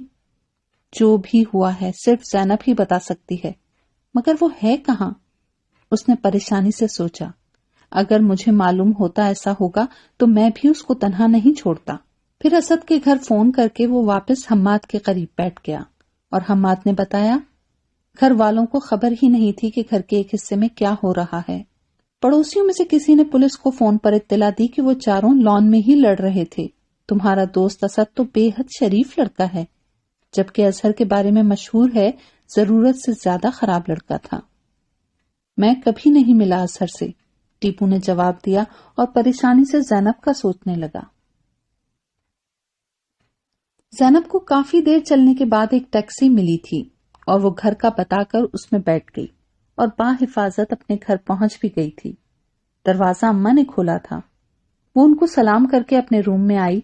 लिबास बदलकर पहले वुजू करके शुक्राने के इज्जत बच जाने पर नफिल अदा किए, फिर सो गई। आंख खुली तो 9 बज रहे थे। उसने अम्मा से कहा, मुझे कॉलेज जाना था, आपने मुझे उठाया क्यों नहीं? रात देर से तो आई थी, मैंने सोचा छुट्टी करनी होगी। ओफो अम्मा, मेरा टेस्ट था आज इंग्लिश का। फिर वो जल्दी से तैयार होकर घर से निकल पड़ी। दिल में सोच लिया था कि अगर आज असद मिला तो खैर नहीं, पांव से जूती उतार लूंगी और उनके घर वालों से भी शिकायत करूंगी। लेकिन जब वो उसकी कोठी के करीब पहुंची तो असद के बजाय टीपू अपने घर के बाहर खड़ी गाड़ी में बैठ रहा था। ज़ैनब को देखकर टीपू रुक गया। پھر قریب آنے پر زینب کا راستہ روکتے ہوئے کہا، پلیز بات سن لیں، میرا راستہ چھوڑ دیں ورنہ پوری طرح پیش آؤں گی۔ ٹیپو کو دیکھ کر زینب کو یاد آ گیا کہ رات ٹیپو کتنی بدماشی سے مسکراتا ہوا اس کو اسد کے ساتھ چھوڑ کر چلا گیا تھا، یعنی دونوں نے مل کر پروگرام بنایا تھا اس کو پھانسنے کا۔ رات وہاں کیا ہوا تھا؟ ٹیپو نے اس کی دھمکی کو نظر انداز کرتے ہوئے سنجیدہ لہجے میں پوچھا۔ آپ کے دوست نے نہیں بتایا یا آپ کوئی اور چال چلنے کا پروگرام ہے؟ زینب نے زہر خند سے کہا اور نفرت سے ٹیپو کو گھورا۔ میری بات سن لیں بہن، اسد شدید زخمی حالت میں آپریشن تھیٹر میں بے ہوش پڑا ہے اور باقی چاروں لڑکے مر چکے ہیں، اس حالت میں کہ ایک کی زبان کٹی ہوئی تھی اور دوسرے کا ہاتھ۔ وہاں کیا ہوا ہے یہ بتانے کو شاید اسد بھی زندہ نہ رہے۔ میں نے ابھی پولیس کو آپ کے بارے میں نہیں بتایا کہ وہاں کیا ہوا تھا، تو مجبوراً مجھے پولیس کو بتانا ہوگا۔ اب کے ٹیپو نے دھمکی دی اور زینب نے سب کچھ صاف صاف بتا کر کہا، اب اگر آپ نے مجھے بہن کہا ہے تو میری عزت بھی رکھیے گا۔ آپ جانتے ہیں میں بے قصور ہوں، آپ لوگ دھوکے سے مجھے وہاں لے گئے تھے۔ آپ یہ بات نہ بھی کہتی تو اپنے دوست کی محبت اور عزت کی حفاظت کرنا میرا فرض ہے۔ اب آپ جائیں، ٹیپو نے کہا اور گاڑی میں بیٹھ کر خود بھی چلا گیا، جبکہ کالج کی جانب بڑھتے ہوئے زینب کی سماعتوں میں اسد کی باتوں کی بازگشت تھی۔ اس کو زندہ چھوڑ کر تمہارے ساتھ چلا جاؤں جس نے تمہیں چھونے کی گستاخی کی؟ جب تک وہ ہاتھ کاٹ نہیں دوں گا بے سکون رہوں گا، اور وہ جس نے تمہارے لیے گرے ہوئے الفاظ استعمال کیے، جب تک وہ زبان نہ کاٹ دوں بے چین رہوں گا، اور جس کی وجہ سے یہ سب ہوا اس کو زندہ چھوڑنے کا تو سوال ہی پیدا نہیں ہوتا۔ بمشکل وہ کالج تک آئی اور نہ جانے کیسے ٹیسٹ دیا اور کیسے باقی ٹائم گزرا۔ وہ اسد کی زندگی کے لیے دعائیں مانگتی رہی، مگر شاید دیر ہو چکی تھی۔ اس کے اپنے اندر سے کوئی کہہ رہا تھا وہ نہیں بچے گا۔ چھٹی کے بعد جب وہ ہزاروں خدشات دل میں لیے سہیلیوں کے ساتھ کالج سے باہر آئی تو پہلا موڑ مڑتے ہی اس نے اپنے خدشات کو حقیقت کے روپ میں دیکھا تو دل دھک سے رہ گیا۔ اسد کے گھر کے باہر ٹینٹ لگا کر راستہ بند کر دیا گیا تھا۔ کیا اسد واقعی مر گیا؟ اس نے سوچا اور قریب آنے پر رونے کی آوازیں سنی۔ پتہ چلا وہ مر چکا تھا۔ آؤ دیکھیں کیا ہوا ہے، زینب نے سہیلیوں سے کہا اور جواب سنے بغیر گھر میں داخل ہو گئیں۔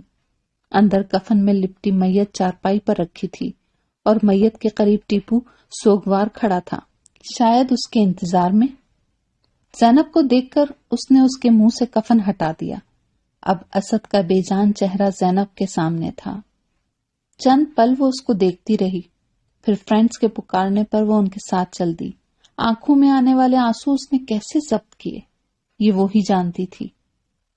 سہیلیاں چھیڑتی رہیں، بیچارہ تمہارا عاشق مر گیا، مگر وہ چپ رہی اور پھر گھر پہنچ کر وہ چارپائی پر ایسی گری کہ کئی دن تک اٹھ نہ سکی۔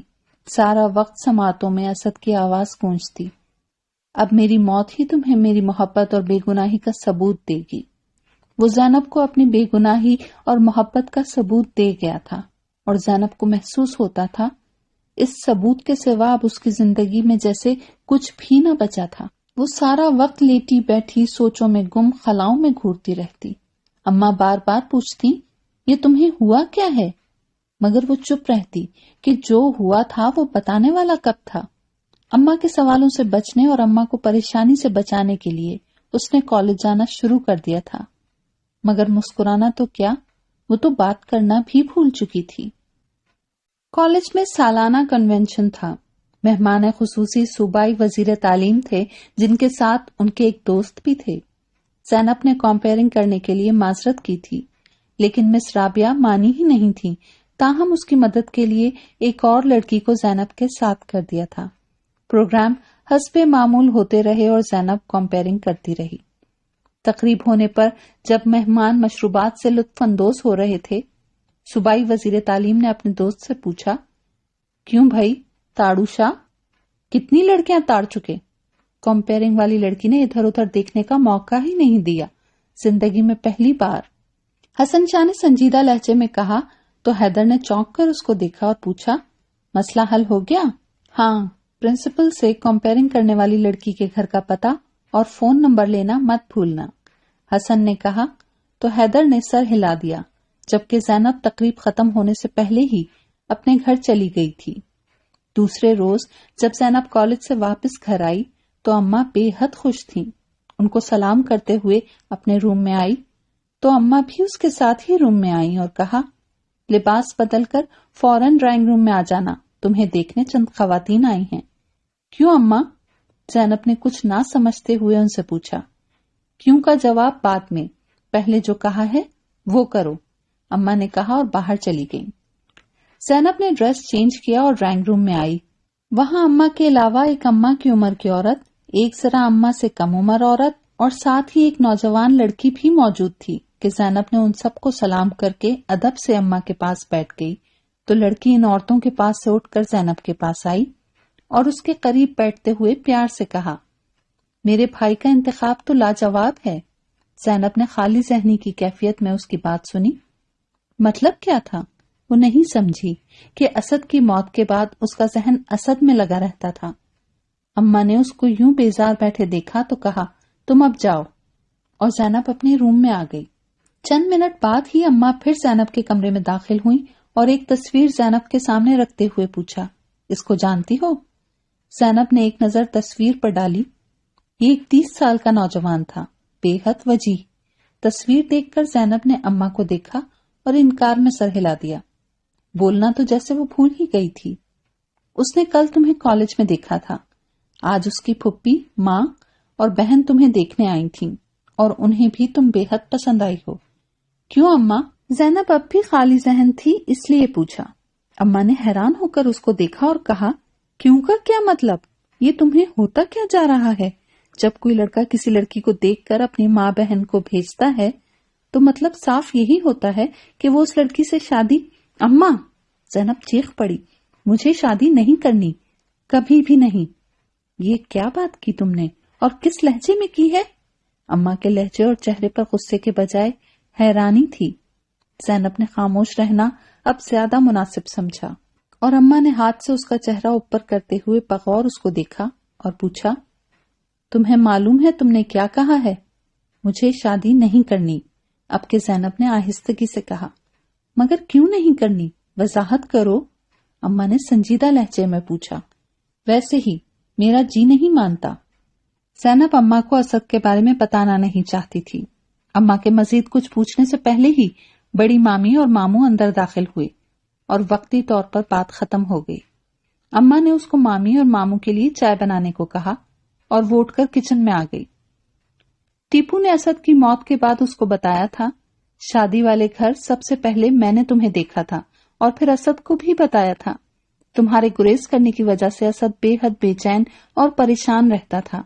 یہ سچ تھا کہ اس کو تم سے سچی محبت ہو گئی تھی اور وہ تم سے شادی کرنا چاہتا تھا، مگر تم نہ ملنے پر آمادہ تھی، نہ بات سننا گوارا تھی۔ تمہیں دیکھ کر میں نے سوچا یہ ایک اچھا موقع ہے، اس کو ضائع کرنا بے وقوفی ہوگی۔ جو کچھ بھی ہوا میری خواہش پر ہوا، میں تو اس کی مدد کرنا چاہتا تھا، اس کو خوشی دینا چاہتا تھا۔ مجھے نہیں معلوم تھا کہ یہ سب اس کی موت کا سبب بن جائے گا اور میں اپنے دوست کو ہمیشہ کے لیے کھو دوں گا۔ اور خود زینب بھی سمجھتی تھی اسد کی موت کے ذمہ دار وہ خود ہے، اور اگر وہ اس کے لیٹر کا جواب دے دیتی یا مل کر بات سن لیتی تو یہ نہ ہوتا۔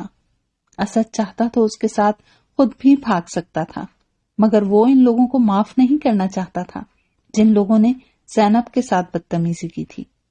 محبت کرتا تھا زینب سے اور اپنی محبت کی توہین کوئی بھی برداشت نہیں کرتا۔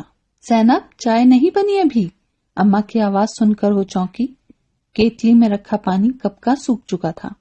اس نے دوبارہ پانی چولہے پر رکھا اور جلدی سے چائے بنا کر ساتھ کیک اور بسکٹ لے کر ٹرے اٹھائے اندر چلی آئی۔ رات کا کھانا کھا کر ماموں لوگ گئے تھے اور زینب ان کے جانے سے پہلے ہی سونے چلی گئی تھی۔ اماں کھانا پکا کر ابا اور بھائی کے ساتھ کہیں چلی گئی تھیں، نہ انہوں نے بتایا نہ زینب نے پوچھا۔ رات واپسی پر تینوں بے حد خوش تھے۔ اماں لباس بدل کر اس کے روم میں آئیں اور دونوں ہاتھوں میں اس کا چہرہ بھر کر کہا، بے حد امیر لوگ ہیں، جدی پشتی دولت مند اور خاندانی رئیس۔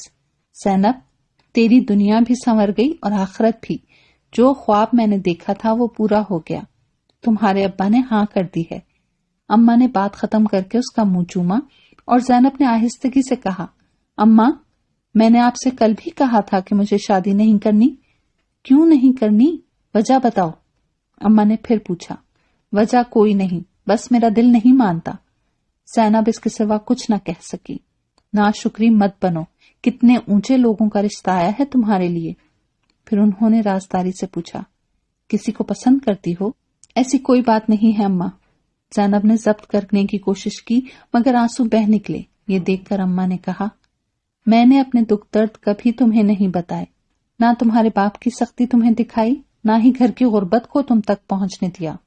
ہر دکھ پریشانی کو تم بہن بھائیوں سے دور رکھا، ہمیشہ تمہاری ماں کی بجائے دوست بنی رہی۔ مجھے بتاؤ کیا بات ہے؟ اگر تمہاری کوئی پسند ہے تو میں انکار کروں گی۔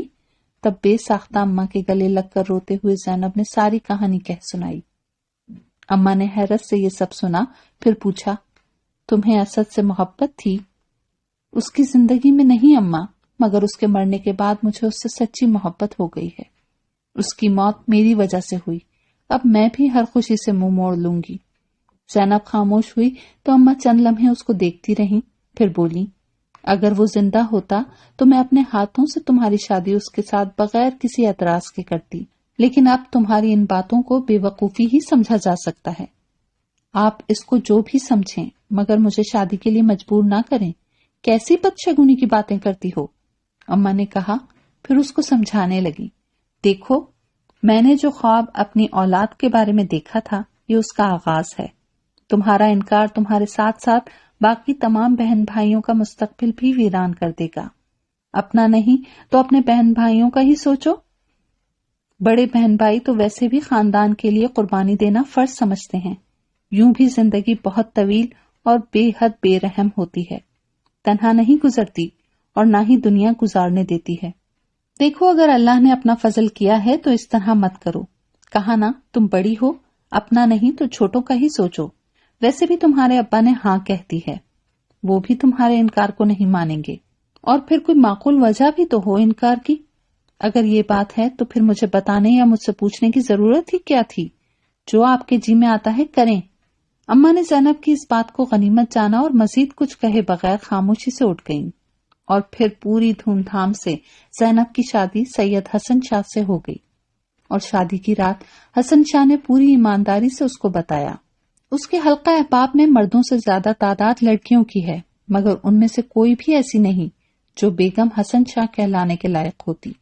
لیکن جب تمہیں دیکھا تو لگا تم وہی ہو جس کی مجھے تلاش تھی۔ جب تمہیں دیکھا تھا تو اسی وقت میں نے سوچ لیا تھا کہ مزید وقت ضائع کرنا بے وقوفی ہوگی۔ میں نے وہیں حیدر سے کہہ دیا تھا کہ وہ آج ہی تمہارے گھر کا نمبر اور ایڈریس لے کر دے، اور اس نے لے دیا۔ بات ختم کر کے وہ مسکرایا تھا۔ زینب جواباً مسکرا نہ سکی۔ یہ دیکھ کر حسن نے گرم جوشی سے اس کا ہاتھ دباتے ہوئے پوچھا، زینی تم خوش ہو؟ زینب نے جواب دینے کے بجائے نگاہیں جھکا لی اور یوں بات ختم ہو گئی۔ شادی کے بعد حسن ہنی مون کے لیے اس کو ملک سے باہر لے گیا۔ کتنے ملک گھومے پھرے، پھر زینب کو کچھ معلوم نہیں تھا۔ اماں نے اس کو شادی کے بعد بطور خاص کہا تھا، اب یہ سوگ اور سنجیدگی چھوڑ دو، ہنسا بولا کرو شوہر کے ساتھ۔ احسن بھی کہہ رہا تھا کہ تم بہت چپ چپ سی رہتی ہو، گو کہ میں نے اس کو سمجھا دیا ہے کہ تمہاری بچپن ہی سے یہی عادت ہے، مگر پھر بھی خود کو بدلنے کی کوشش کرو۔ زینب نے ماں کو جواب دینا مناسب نہیں سمجھا تھا۔ شادی کر لی تھی، یہی بہت تھا۔ اگر بڑی بہن یا اولاد ہونے کے ناطے چھوٹوں کے لیے قربانی اس پر فرض تھی تو وہ اس نے دے ڈالی تھی۔ حسن شاہ زینب کو پا کر بے حد خوش تھا۔ زینب کی سنجیدگی سے متاثر ہو کر سید حسن شاہ نے زینب سے شادی کی تھی۔ وہ اس کو دوسری لڑکیوں سے الگ اور منفرد لگی تھی، لیکن اب کبھی کبھی زینب کی یہ سوگوار قسم کی سنجیدگی چبھنے لگی تھی، مگر بہرحال وہ پھر بھی اس پر جان دیتا تھا کہ وائف ہونے کے ناطے وہ اس پر چیک نہیں رکھتی کہ وہ دیر سے کیوں آیا ہے۔ وہ اس کے سامنے پینے بھی لگتا تو زینب نے کبھی نہیں ٹوکا تھا۔ وہ جو کہتا جب کہتا وہ ویسا ہی کرتی۔ ابھی تک اس نے حسن سے کوئی فرمائش تک نہیں کی تھی، مگر حسن نے اس کو کلب چلنے کا کہا تو زینب نے پہلی بار آہستگی سے کہا، کلب لے جا کر آپ مجھے ہرٹ کریں گے، مجھے وہ ماحول پسند نہیں۔ یہ بات زینب نے اس لیے کہی کہ شادی کے فوراً بعد حسن شاہ نے اپنے سب دوست احباب کو شادی کی خوشی میں کلب میں دعوت دی تھی۔ وہ تیار ہو کر حسن کے ساتھ کلب گئی، مگر کلب کا ماحول اس کو پسند نہیں آیا تھا۔ حسن شاہ کی ایک دوست نے زینب سے کہا، حسن آج بھی پرانی دوستوں کے ساتھ کھڑا ہے، اب آپ اس کو کنٹرول کر لیں۔ وہ چپ رہی تھی۔ حسن کے میل فیمیل فرینڈز اس کی موجودگی میں بھی فری ہو کر باتیں کرتے رہے۔ حسن بھی سن کر مسکراتا رہا، ڈانس ہوتا رہا۔ یہ تھی شادی کی دعوت، آنا مجبوری تھی، مگر زینب نے سوچ لیا تھا وہ دوبارہ یہاں نہیں آئے گی، اور اب ملک واپسی پر حسن نے جانے کا کہا تو اس نے ہمت کر کے انکار کر دیا کہ اگر ایک دن ساتھ چلی گئی تو روز جانا ہوگا۔ ویسے بھی وہ امید سے تھی اور اس کی طبیعت بھی کچھ ٹھیک نہیں تھی۔ اس کا انکار سن کر حسن شاہ چند پل بغور اس کو دیکھتا رہا، پھر برہم اور تیز لہجے میں یہ کہتا ہوا چلا گیا، تم خود کو زندہ سمجھتی ہو؟ تم زندہ ہی کب ہو جو مرنے کی نوبت آئے؟ وہ تو چلا گیا اور زینب کی سماعتوں میں انہی الفاظ کی بازگشت تھی، تم زندہ ہی کب ہو جو مرنے کی نوبت آئے گی؟ تم زندہ ہی کب ہو؟ زینب کو بھی یہی لگتا تھا کہ وہ اسد کے ساتھ ہی مر گئی تھی۔ اب وہ ایک زندہ لاش تھی اور یہ زندگی مجبوری کی زندگی تھی جو اس نے ماں کی خواہش پر اختیار کی تھی۔ وہ بہت کوشش کرتی تھی مسکرانے کی، مگر کامیاب نہیں ہو پاتی تھی۔ ماں نے کہا تھا، تمہاری دنیا بھی سنور گئی ہے اور آخرت بھی، خاندانی سید ہیں، مگر حسن کے گھر کا ماحول بے حد کھلا اور آزاد خیال تھا۔ حسن گھر کے اندر ہی پینے پلانے کا اسٹاک رکھتا تھا۔ ماں، بہن، پھپھو جو ساتھ ہی رہتی تھی سب کو معلوم تھا، مگر کسی نے بھی ان کو کبھی منع نہیں کیا تھا۔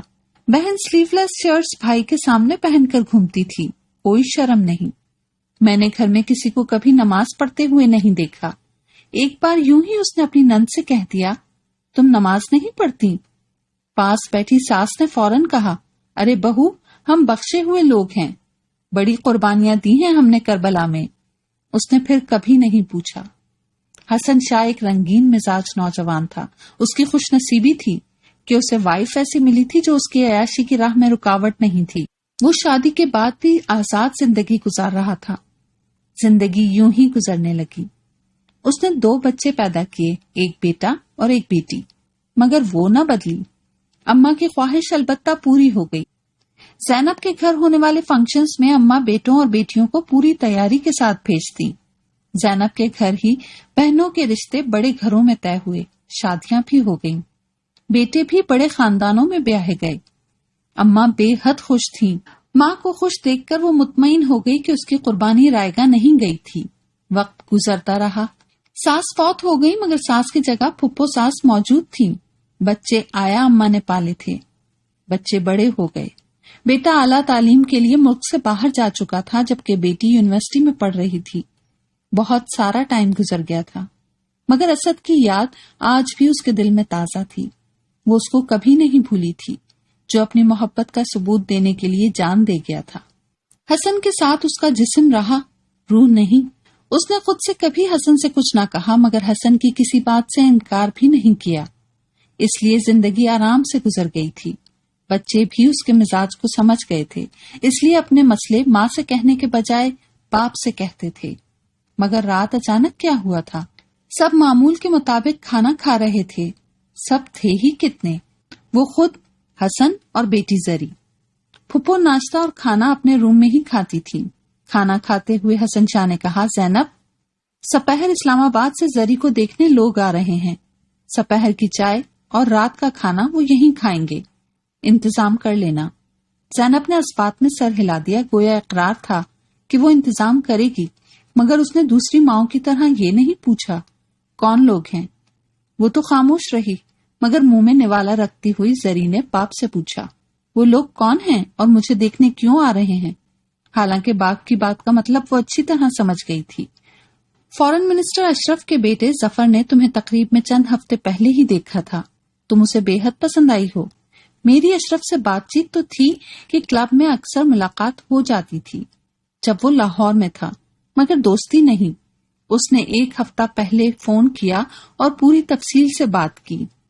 लड़का मेरा देखा हुआ है, मुझे कोई एतराज नहीं है। मैंने हाँ कह दी है। अब कल वो पूरी फैमिली तुम्हें देखने आ रही है, लड़का भी साथ होगा और परसों हम लड़का देखने चलेंगे। हसन शाह ने पूरी बात बेटी को बता दी। उनके ख्याल में ये बहुत अच्छा रिश्ता था और जरी बहुत खुश होगी सब सुनकर, मगर जरी का रद्देअमल उसके लिए हैरान कुन था। उसने निवाला निकलकर जरा सख्त लहजे में कहा, पापा जान, बात अगर मेरी जात से ताल्लुक रखती थी तो आपको मुझसे पूछकर हाँ करनी चाहिए थी, मुझसे पूछकर उनको आने की इजाजत देनी चाहिए थी। बहरहाल अब भी उनको मना कर दें, वो हमारे यहाँ आने की जहमत ना करें। क्यों रोक दूं आने से उन लोगों को? वजह बताओ, हसन ने पूछा। वजह तो साफ है, मुझे ये रिश्ता पसंद नहीं। जरी ने बगैर किसी शर्म खौफ के कहा। क्या बकवास कर रही हो, इतने अच्छे रिश्ते से इनकार? असल रीजन बताओ। अब के हसन ने भी सख्त लहजे में कहा, असल वजह यह है कि मैं अपने क्लास फेलो सलीम को पसंद करती हूँ और शादी भी सलीम से ही करूंगी। जरी ने उनकी आंखों में देखते हुए कहा, किस खानदान से है, वालिद क्या करते हैं? हसन शाह ने पूछा। शरीफ खानदान से ताल्लुक रखता है, वालिद सरकारी मुलाजिम हैं। बेटी की बात सुनकर हसन शाह ने खुश्क लहजे में कहा, मेरी तरफ से साफ इनकार समझो, तुम्हारी शादी अशरफ के बेटे से ही होगी। मेरी तरफ से भी साफ इनकार समझें, बेहतर है आप उन लोगों को आने से रोक दें, वरना मैं उनके मुंह पर इनकार कर दूंगी। जरी ने बाप से भी ज्यादा खुश्क लहजे में कहा, तुम ऐसा नहीं करोगी, अगर तुमने ऐसा किया तो याद रखो मैं तुम्हें शूट कर दूंगा या खुद को। हसन शाह ने आपे से बाहर होते हुए कहा, मगर जरी पर कुछ असर न हुआ। उसने तल्खी भरे लहजे में कहा, मैं आपकी ब्लैकमेलिंग में आने वाली नहीं हूँ, आप मुझे शूट करें या खुद को, ये फैसला आप ही बेहतर कर सकते हैं, मगर मुझे अशरफ के बेटे से शादी नहीं करनी। देखता हूँ कैसे नहीं करोगी। हसन शाह गुस्से से उठकर कमरे में चले गए तो जरी ने खामोश तमाशाई की हैसियत से बैठी माँ से कहा, अपने हुकूक के लिए तो आप नहीं बोली, मगर औलाद के हुकूक का तो ख्याल करें। मुझे सलीम से मोहब्बत है, उसके अलावा किसी से शादी का तसव्वुर भी नहीं कर सकती। ज़ैनब खामोशी से उसको देखती रही, कुछ नहीं बोली। जरी गुस्से से बोलती हुई चली गई तो ज़ैनब भी उठकर अपने रूम में आई। हसन मारे गुस्से के रूम में टहल रहे थे। ज़ैनब को देखकर बोले, मोहब्बत मोहब्बत सब बकवास है, तुम्हारे ख्याल में मैंने ये जो सब कुछ किया है गलत किया है? लाइफ में सबसे अहम पैसा है, पैसे के बगैर न इज्जत मिलती है न शोहरत, और इज्जत दौलत शोहरत खानदानी लोगों के पास होती है। गरीब लोग इन तीनों चीजों से महरूम होते हैं। पता नहीं किस फकीर खानदान से ताल्लुक रखता है मोहब्बत, पेट मोहब्बत से नहीं भरता। आपने ठीक किया, मगर बच्ची से पूछकर उसके बारे में फैसला करते तो। वो अधूरी बात कहकर लेट गई और दिल में सोचा, जरी को मेरी क्या जरूरत, वो खुद अपना हक लेने की ताकत रखती है। हसन उसके करीब आकर बैठ गया और कहा, तुम माँ हो, समझाना उसको कि पैसे के बगैर जिंदगी बेकार है। क्या कमाएगा वो फकीर खानदान का लड़का, कितना भी पढ़ ले, जबकि ये अशरफ आने वाले इंतखाब में अपने बेटे को खड़ा कर रहा है। बहुत अच्छे लोग हैं, एक बड़ा मशहूर सियासी खानदान है। हसन ने बात खत्म की तो ज़ैनब ने करवट बदल ली। दोनों सोने की कोशिश करने लगे और फिर शायद हसन भी सो गए, मगर ज़ैनब की नींद बहुत देर बाद आई तो बेचैन करने वाली। फिर ख्वाब में उसने असद को देखा था। वो लॉन में बैठी थी। वो चंद कदम दूर उसके सामने आ खड़ा हुआ और चुपचाप उसको देखता रहा। ज़ैनब ही बेताब होकर उसकी सिमत बढ़ी, फिर न जाने कैसे गिर पड़ी और आंख खुल गई। फिजा में मौजिन की आवाज गूंजी थी। आज 25 साल बाद उसको देखा था। वो सोचने लगी, वो क्यों आया था? यही सोचते हुए उसने बिस्तर छोड़ दिया। नमाज पढ़कर वो नाश्ते की टेबल पर बेमकसद ही बैठकर असद के बारे में सोचने लगी। न जाने कितना टाइम गुजरा था कि मुलाजमा अखबार उनके सामने रख गई, तो वो असद को सोचते हुए ही यूं ही अखबार देखने लगी और फिर एक खबर पर हेडलाइन ने ज़ैनब को चौंका दिया। 4 अफराद ने शादी की ख्वाहिशमंद तलबा को बेआबरू कर दिया। ज़ैनब सारी खबर पढ़ने लगी। लिखा था, हुजरा शाह मुकीम में लव मैरिज की ख्वाहिशमंद कंप्यूटर की तालबा से 4 अफराद का गैंग रेप। तफसीलात के मुताबिक थाना चोचक की रिहायशी ताहिरा समर कंप्यूटर कॉलेज उकाड़ा में तालीम हासिल कर रही थी। गुज़िश्ता दिनों उसके उकाड़ा के रिहायशी नौजवान लतीफ से दोस्ती हुई और उन्होंने शादी का इरादा किया। ایک یوم قبل دونوں حجرہ شاہ مقیم کے نواحی گاؤں میں کسی شخص سے رقم لینے گئے جو نہ مل سکی، تو واپس حجرہ شاہ مقیم آ گئے اور ایک واقف کار عمران نامی نوجوان کے ہمراہ رات ٹھہرنے کے لیے ایک مکان واقعہ نئی آبادی حجرہ میں چلے گئے، جہاں عمران، لطیف، انور اور ایک نامعلوم شخص نے مل کر طاہرہ سمر کو بے آبرو کر دیا۔ اسی دوران اہل محلہ نے چیخ و پکار کی آواز سن کر پولیس کو اطلاع دی، جس پر پولیس نے چھاپا مار کر لطیف اور انور کو موقع پر گرفتار کر لیا، جبکہ 2 افراد فرار ہونے میں کامیاب ہو گئے۔ پولیس نے اسلامک لاء کے تحت مقدمہ درج کر لیا ہے۔ پوری خبر پڑھ کر زینب کی نظریں خبر پر جمی تھی اور ذہن میں اسد سے آخری ملاقات کا منظر۔ ماں زری غصے سے بولتی ہوئی ڈائننگ ہال میں داخل ہوئی۔ ممی، پاپا کو سمجھا لیں، مجھے بغاوت کرنے پر مجبور نہ کریں، لڑکے والوں کو فون کر کے منع کر دیں، یہاں نہ آئیں، ورنہ میں ابھی یہ گھر چھوڑ کر نہ صرف چلی جاؤں گی بلکہ آج ہی سلیم سے لو میرج کر لوں گی۔ سنا آپ نے؟ اس نے پیر پٹک کر بات ختم کی تو زینب نے غیر حاضر دماغی سے ایک لمحہ بیٹی کو دیکھا اور نظریں پھر اسی اخبار پر جما دیں اور دل میں سوچا، اسد بھی اظہر پر اعتبار کر کے اس کو لے کر اس کے گھر گیا تھا، مگر ہوا کیا؟ اگر اسد ہوش سے کام لے کر اس کو بھاگنے کا موقع نہ دیتا تو اس کا حشر بھی ویسا ہوتا، اور تو اور وہ خود بھی اسد کو ہی مجرم سمجھتی کہ وہ اس کو پلان بنا کر لایا تھا، کہ بچ کر گھر آنے کے باوجود وہ اسد کو مجرم ہی سمجھتی رہی تھی۔ اسد زندہ رہتا تو وہ کبھی اس کو بے گناہ نہ مانتی، مگر اسد نے اپنی جان دے کر یقین دلایا تھا کہ وہ بے گناہ تھا اور زینب سے بے پناہ محبت کرتا تھا۔ زری نے ماں کے غیر حاضر دماغی کو محسوس کیا اور پھر خود بھی اس خبر پر نظر ڈالی جہاں ماں کی نظریں جمی تھیں۔ پھر پوری خبر پڑھ کر اس نے ماں کو دیکھا اور سوچا، اوہ تو یہ بات ہے۔ ممی، اس نے ماں کو کندھوں سے تھام کر اونچی اور تیز آواز میں کہا، سلیم ایسا نہیں ہے ممی، وہ غریب ضرور ہے مگر مجھ سے بے حد محبت کرتا ہے، ایسی گری ہوئی حرکت نہیں کر سکتا ممی، پلیز میری بات کا یقین کریں، میری عزت کے لیے وہ خود کو موت کے حوالے کر سکتا ہے۔ مگر زینب وہاں تھی ہی کب؟ کھلی آنکھوں سے سامنے اسد تھا اور سماعتوں میں اس کی آواز۔ جب گیٹ کی کھڑکی کھول کر اس نے سہمی ہوئی زینب کو دیکھا، پھر پوچھا، کیا تم اب بھی یہی سمجھتی ہو کہ میں تمہیں دھوکے سے یہاں لایا ہوں؟ اور اس کا کورا جواب سن کر اس نے کہا تھا، اب میری موت ہی تمہیں میری محبت اور بے گناہی کا ثبوت دے گی۔ اور وہ اپنی جان دے کر اس کو اپنی محبت اور بے گناہی کا ثبوت دے گیا تھا۔ حالانکہ وہ چاہتا تو زینب کے ساتھ بھاگ کر اپنی جان بچا سکتا تھا، مگر وہ ان لوگوں کو معاف نہیں کرنا چاہتا تھا جنہوں نے زینب سے بدتمیزی کی تھی، اور ان کو سزا دیتے ہوئے وہ خود بھی جان سے ہاتھ دھو بیٹھا تھا۔ زینب نے بہت ضبط کرنا چاہا مگر وہ سب کچھ یاد آتے ہی آنسو بہہ نکلے اور وہ پھوٹ پھوٹ کر رونے لگی۔ ارے ممی پلیز، یہ آپ کو کیا ہوا؟ زری نے ماں کو پہلی بار روتے دیکھا تو گھبرا گئی، مگر زینب نے جیسے سنا ہی نہیں، اور زری کی سمجھ میں نہیں آ رہا تھا کہ اب کرے تو کیا۔ جب سے ہوش سنبھالا تھا تب سے ماں کو خود میں گمسم ہی دیکھا تھا۔ ان دونوں بہن بھائی کی پرورش آیا اماں نے کی تھی۔ ماں اپنے بچوں کو جس طرح پیار کرتی ہے ویسے کبھی ماں نے پیار نہیں کیا تھا۔ وہ خود ہی ماں کے قریب آ کر گلے میں باہیں ڈال دیتے تو ماں ان کو چوم کر تھوڑی دیر پیار کر لیتی۔ خود سے کبھی ماں نے ان کو نہیں بلایا تھا، نہ ہی ماؤں والی کوئی روک ٹوک کی تھی۔ ہاں، ایک بار وہ کالج کے مینا بازار جانے کے لیے تیار ہو کر ممی کے پاس آئی تو ممی نے ایک نظر اس کو دیکھا۔ وہ اس وقت جینز پر بغیر سلیوز کا بلاؤز پہن کر آئی تھی۔ انہوں نے پہلی بار اس کو قریب بلایا اور محبت سے سمجھایا، شرٹ بدل کر جانا، مجھے بھی یہ پسند نہیں۔ اس کو ممی کی بات سن کر خوشی ہوئی تھی اور فیل ہوا تھا ماں ہوتی ہے، کتنی ہی گمسم کیوں نہ ہو، مگر اس نے ماں کو کبھی ہنستے ہوئے نہیں دیکھا تھا، خود سے کسی سے بات کرتے ہوئے بھی کبھی نہیں دیکھا تھا، مگر یہ بھی ایک حقیقت تھی کہ اس نے ماں کو کبھی روتے ہوئے بھی نہیں دیکھا تھا۔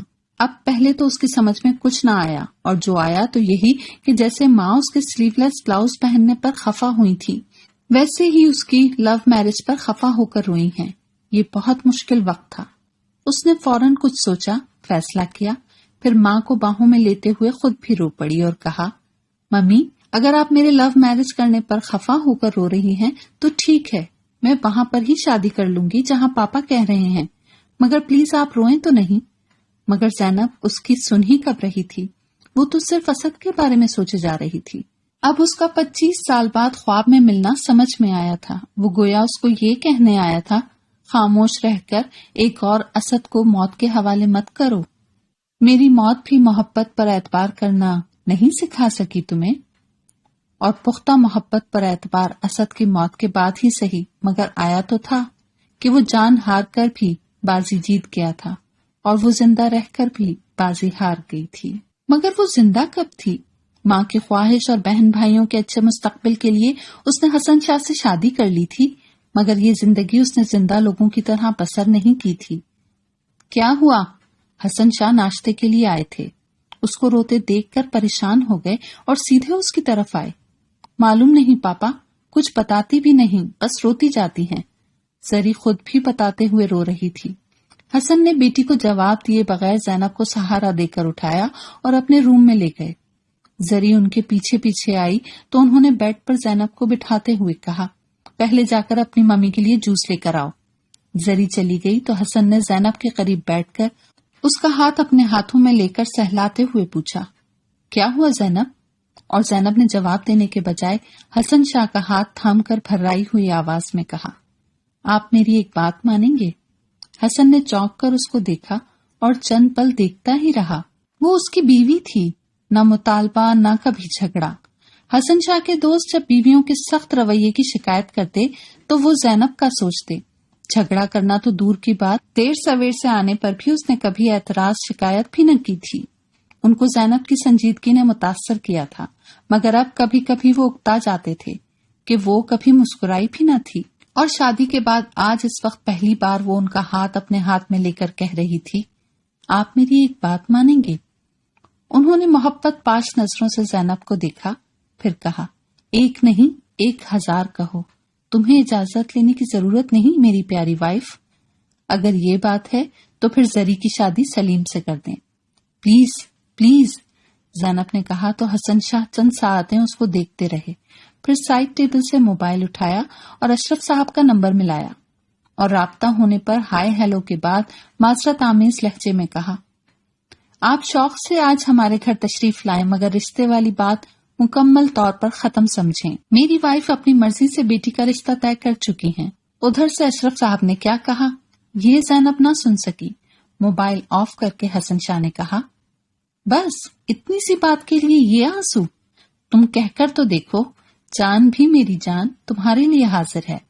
जरी जूस लेकर आई तो मम्मा पापा से सलीम से उसकी शादी की बात कर रही थी।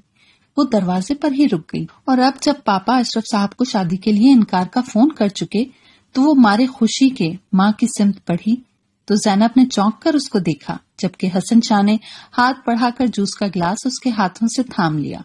खुद अपने हाथों से पिलाना चाहते थे, मगर जब ग्लास ज़ैनब के मुंह के करीब लाए तो ज़ैनब ने जूस का गिलास हाथ से परे करते हुए जरी को इशारे से अपने करीब बुलाया। जरी जल्दी से उनके करीब आई और सीने पर सर रखकर सुकून से आंखें बंद कर ली और ज़ैनब ने उसके खुले शोल्डर कट बालों में हाथ फेरते हुए ज़ेरे लब कहा, मैं सलीम को दूसरा असद नहीं बनने दूंगी और ना अपनी बेटी को दूसरी ज़ैनब बनने दूंगी कि मोहब्बत मार देती है। उनकी बात सुनकर जरी 1 मिनट में सारी कहानी समझ गई। अब पता चला था कि माँ उम्र भर मुस्कुराई क्यों नहीं थी। माँ वो पापा की आवाज सुनकर चौंकी, जरी सलीम को फोन करो, मैं आज ही उसको मिलना चाहता हूँ। आई एम सॉरी पापा जान, मैं अपनी बदतमीजी की आपसे माफी चाहती हूँ। जरी ने कहना चाहा मगर हसन शाह ने उसको रोक दिया। कोई सॉरी नहीं, तुम्हारी उस वक्त की बगावत ने तो बताया है कि मेरी वाइफ जिंदा है। मैं अकेला नहीं कि अपनी मर्जी से फैसला करता। उन्होंने मुस्कुराकर ज़ैनब को देखा तो ज़ैनब ने नजर झुका ली और दिल में सोचा, शायद मैंने असद के साथ होने वाली ज्यादती का कफारा अदा कर दिया है। ये कहानी तो पहुंची अपने अख्तिताम तक। बहुत जल्दी हाजिर होते हैं किसी नई कहानी के साथ। तब तक अपना ख्याल रखिएगा, दुआओं में याद रखिएगा। अल्लाह हाफिज।